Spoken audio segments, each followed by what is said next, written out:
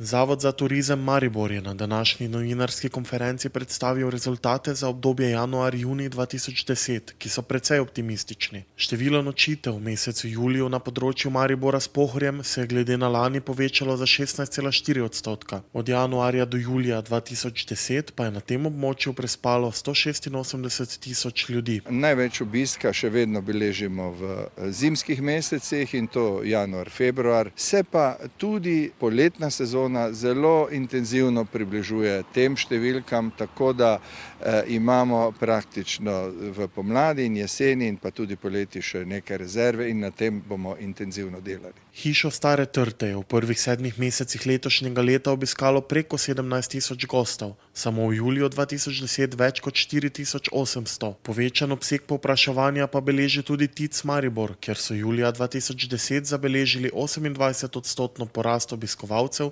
glede na leto poprej. V turistično-informacijskem centru beležimo veliko število Nemcev, Avstrijcev, potem italijanskih gostov, Špancev in pa Francozov, seveda pa tudi Slovencev. Slovenci so čez vse leto na prvem mestu obiskovalci TIC-a. Pri Slovencih večinoma imamo povpraševanje, eno izmed glavnih povpraševanj je tudi vožnja z vlakcem Jurčkom, z ladjico, po pohodnih poteh, kolesarskih poteh v okolici, tako da to je pri slovenskih obiskovalcih zelo zanimivo.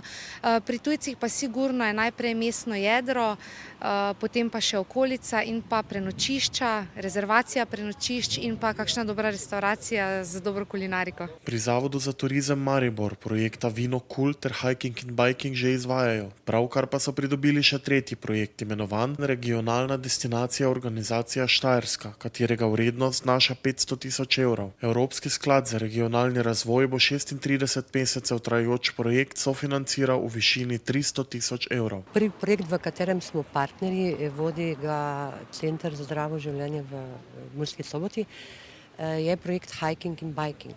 Pokriva področje avstrijske Štajerske in regije Pomurje, Podravje in Koroška na slovenski strani. Gre za skupne proizvode na temo kolesarjenja, gorsko kolesarjenje, cestno kolesarjenje, kolesarjenje za sprostitev. Drugo področje je področje pohodništva, ki pokriva krajše tematske poti in pa daljše poti, kot so različne transverzale na celotnem področju. In pa tretji del je Nordic Fitness, se pravi nordijska hoja in tek na smučeh v zimski sezoni. Druga tema, ki nam je bila vsem interesantna, pa je z področja vinskega turizma in smo projekt poimenovali Vino Kul.